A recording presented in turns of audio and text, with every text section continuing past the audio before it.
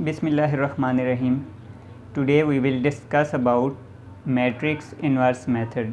Dear students, आज हम maths का बहुत ही इम्पॉर्टेंट टॉपिक है जिसका नेम है मैट्रिक्स इन्वर्स मेथड, या इसे मैट्रिक्स इन्वर्स रूल भी कहते हैं।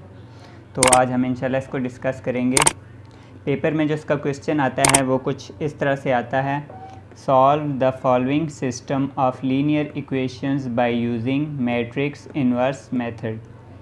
यानी इस तरह से आपके पास दो लीनियर इक्वेशंस गिवन होंगी, आपने उनको by using matrix inverse method जो है वो सॉल्व करना है। तो सबसे पहला स्टेप जो होगा वो आपने क्या करना है कि ये जो दोनों गिवन इक्वेशंस हैं आपने इनको मैट्रिक्स फॉर्म में लिखना होगा।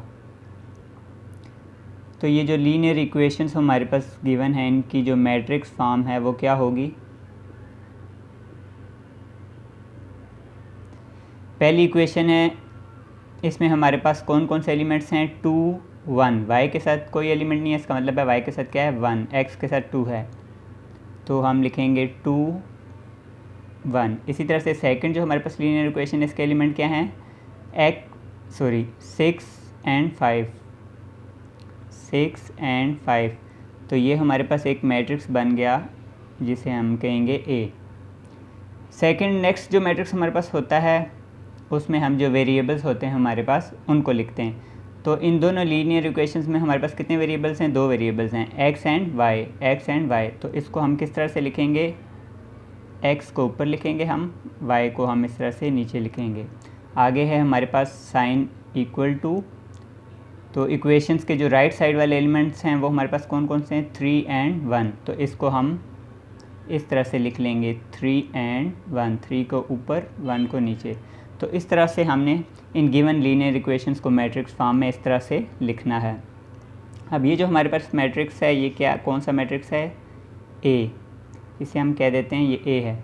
और x एंड y वेरिएबल्स वाला जो मैट्रिक्स है इसे हम कह देते हैं कि ये मैट्रिक्स X है, इज़ इक्वल टू, और ये जो 3 and 1 ये वाला जो मैट्रिक्स है इसे हम कह देते हैं दिस इज़ मैट्रिक्स B। तो अगला जो स्टेप होगा वो हमारे पास क्या होगा, क्योंकि हमने जो x है इसको सॉल्व करना है, हमें x और y की वैल्यूज़ चाहिए, तो इसे हम यहीं पे रहने देंगे। ये जो मैट्रिक्स A है ये जब उधर चला जाएगा तो क्या हो जाएगा, A इन्वर्स हो जाएगा और B के साथ क्या हो जाएगा, मल्टीप्लाई। इसे हम कह देते हैं कि ये हमारे पास इक्वेशन 1 है।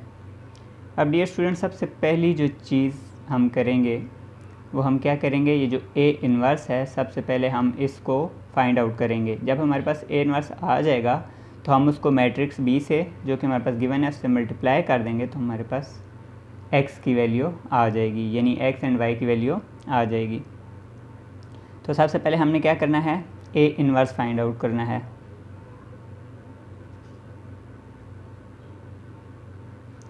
A इन्वर्स का फार्मूला क्या होता है, A इन्वर्स का फार्मूला होता है adjoint of A divided by determinant of A। तो A इन्वर्स फाइंड आउट करने के लिए हमें दो चीज़ों की ज़रूरत है, एक हमें मैट्रिक्स A का एडजॉइंट और सेकंड मैट्रिक्स A का डिटर्मिनेंट। तो अब हम A इन्वर्स फाइंड आउट करने के लिए पहले मैट्रिक्स A का डिटर्मिनेंट फाइंड आउट कर लेते हैं और फिर मैट्रिक्स A का एडजॉइंट, या बेशक आप पहले एडजॉइंट फाइंड आउट कर लें फिर आप डिटर्मिनेंट फाइंड आउट कर लें। तो हम सबसे पहले मैट्रिक्स A का डिटर्मिनेंट फाइंड आउट करते हैं। मैट्रिक्स A हमारे पास गिवन है जिसके एलिमेंट्स हैं 2 1 6 and 5। इसे हम यहाँ पर लिख लेते हैं 2 1 6 and 5। अब हमने मैट्रिक्स A का क्या फाइंड आउट करना है, डिटर्मिनेंट। डिटर्मिनेंट भी आपको मैंने समझा दिया था कैसे फाइंड आउट करते हैं, बाय क्रॉस मल्टीप्लिकेशन। यानी हम 2 को 5 से मल्टीप्लाई करेंगे, 6 को 1 से, और सेंटर में कौन सा साइन आता है, in case of determinant minus. तो 2 को हम सबसे पहले किससे मल्टीप्लाई करेंगे, 5 से, 2 × 5,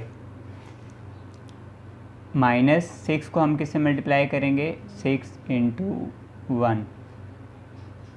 2 5 ज़र 10 होता है, माइनस 6 1 ज़र 6। तो 10 में से 6 गए, हमारे पास क्या बचा, 4। तो ये हमारे पास डिटर्मिनेंट ऑफ A आ गया। अब हमने adjoint of A find out करना है। तो ए हमारे पास गिवन है, ए का एडजॉइंट भी मैंने आपको पिछले लेक्चर्स में बताया था कि कैसे फाइंड आउट करते हैं। किसी भी मैट्रिक्स का एडजॉइंट फाइंड आउट करने के लिए हम जो उसकी फर्स्ट डायगोनल लाइन होती है उसके एलिमेंट्स को आपस में क्या कर देते हैं, रिप्लेस कर देते हैं, और जो रिमेनिंग एलिमेंट्स होते हैं हम उनके साइंस को चेंज कर देते हैं। तो सबसे पहले हमारे पास ये जो फर्स्ट डायगोनल लाइन है इसके एलिमेंट्स को हमने क्या करना है, रिप्लेस करना है। यानी 5 इधर आ जाएगा, 2 इधर। देखें 2 की जगह 5 ने ले ली है और 5 की जगह 2 ने ले ली है। इसी तरह से जो हमारे पास ये वाली डायगोनल लाइन है इसके हमने साइंस चेंज करना है। ये +1 है, -1 हो जाएगा, और ये +6 है, ये हमारे पास क्या हो जाएगा, -6। तो डियर स्टूडेंट्स, हमारे पास एडजॉइंट ऑफ ए भी हमने फाइंड आउट कर लिया और मैट्रिक्स ए का हमने डिटर्मिनेंट भी फाइंड आउट कर लिया। अब हम इन दोनों वैल्यूज़ को ए इन्वर्स के फार्मूला में पुट कर देंगे तो हमारे पास A inverse easily find out हो जाएगा। कैसे करेंगे हम ये देखें। एडजॉइंट ऑफ ए हमारे पास क्या आया, इसको हम लिख लेंगे, ये जो मैट्रिक्स है 5 - 1 -6 2 डिवाइडेड बाय मैट्रिक्स ए का determinant of A which is equal to 4। तो ए इन्वर्स जो है वो हमारे पास क्या आया, 5 - 1 -6 2, ये मैट्रिक्स है, डिवाइडेड बाय 4। ए इन्वर्स को हम आसानी के लिए अलग से लिख लेते हैं। तो ए इन्वर्स हमारे पास क्या आया, 5 - 1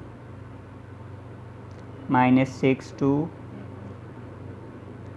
डिवाइडेड बाय 4। तो ए इन्वर्स हमने फाइंड आउट कर लिया। अब हमने क्या करना है, ए इन्वर्स की वैल्यू को हमने इक्वेशन 1 में यहाँ पर पुट करना है। अब इक्वेशन 1 हमारे पास क्या है, हम इसको यहाँ पर लिख लेते हैं, x = ए इन्वर्स बी। अब ए इन्वर्स की वैल्यू हमारे पास आ गई है, हमने यहाँ पर ए इन्वर्स की वैल्यू पुट करनी है, यहाँ पर मैट्रिक्स बी की वैल्यू पुट करनी है और यहाँ पर मैट्रिक्स एक्स की। फिर हमने उसको सॉल्व करना है तो हमारे पास आंसर आ जाएगा। एक्स क्या है, मैट्रिक्स है, which is equal to x y. Matrix x is equal to x y. A inverse की जगह हम ये वैल्यू पुट कर लेंगे, 5 - 1 -6 2 डिवाइडेड बाय 4। इसको हम सेपरेट से यूँ भी लिख सकते हैं, 1 डिवाइडेड बाय 4। मैट्रिक्स बी हमारे पास, मैट्रिक्स बी के एलिमेंट्स क्या हैं, 3 and 1।